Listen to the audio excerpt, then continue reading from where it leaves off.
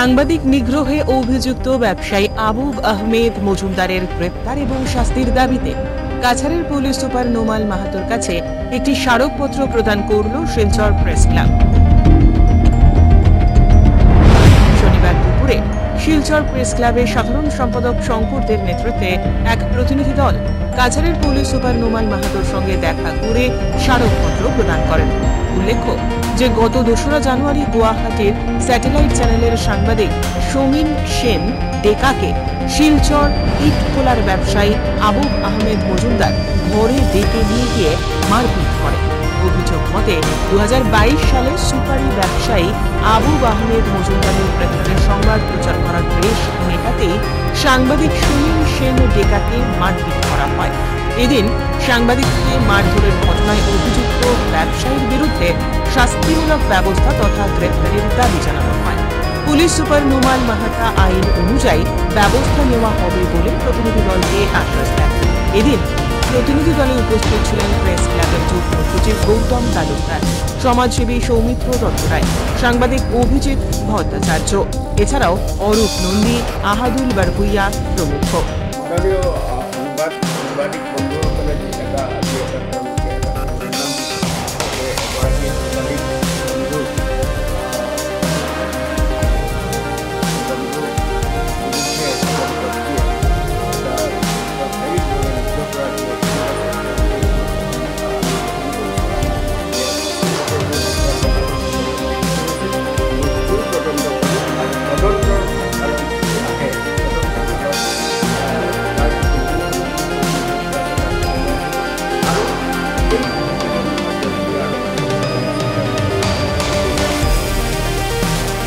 এদিকে জানা গিয়েছে মারপিটের এই ঘটনায় সাংবাদিক গুরুতরভাবে আঘাতপ্রাপ্ত হয়েছেন। তার শরীরের বিভিন্ন স্থানে জখম হয়েছে, বুকে আঘাত লেগেছে।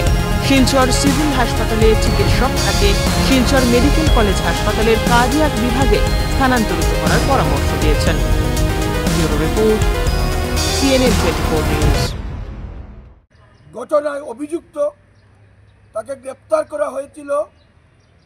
বহু মামলা রয়েছে তার বিরুদ্ধে, এমনকি অপহরণের মামলাও রয়েছে তার বিরুদ্ধে।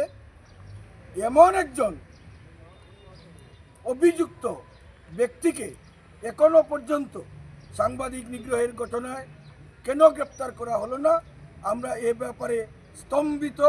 অথবা আমরা মনে করি যে সাংবাদিক সমীন সেন ডেকার উপর যে আক্রমণের ঘটনা ঘটেছে সেটা তার ব্যক্তিগত স্তরে সীমাবদ্ধ নয়, এটা এ অঞ্চলের সংবাদ মাধ্যমের উপর, সকল সাংবাদিকের উপর এক বিশেষ আঘাতস্বরূপ।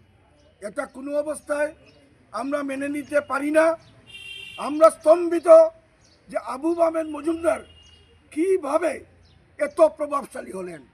2 দিন পেরিয়ে গিয়েছে ঘটনার, আজকে 3 দিনে পরে গিয়েছে, কিন্তু এখন পর্যন্ত পুলিশের যে নমনীয় দৃষ্টিভঙ্গি সেটা আমাদের অবাক করে দিয়েছে।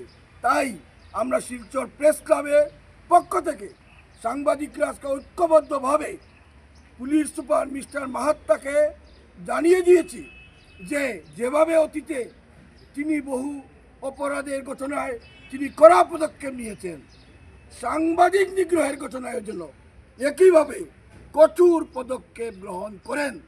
কোনো ধরনের রাজনৈতিক বা অন্য স্তরের প্রভাবশালী ব্যক্তি যারা রয়েছেন, তারা যে কোনো স্তরেই থাকুক না কেন, রাজনৈতিক জগতের হোক বা অন্য জগতেরই হোক, তাদের কোনো চাপে যেন পুলিশ নথি স্বীকার না করে আমরা স্পষ্টভাবে জানিয়ে দিয়েছি।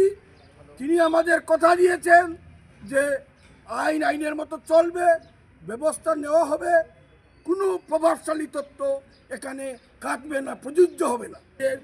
সাংবাদিক বন্ধু বুলানাথকে তিনি আঘাত করেন, ধাক্কা দিয়ে ফেলে দেন। অল্পের জন্য বুলা কোনো বড় ধরনের দুর্ঘটনা থেকে রক্ষা পেয়েছে, এটাও এজাহার দেওয়া হয়েছে। তাই এই 2টি এজাহার, রিঙ্কুমণি ডেকা প্রদত্ত এজাহার, বুলানাথ প্রদত্ত এজাহার, এর সুবিচার করতে হবে। We want justice.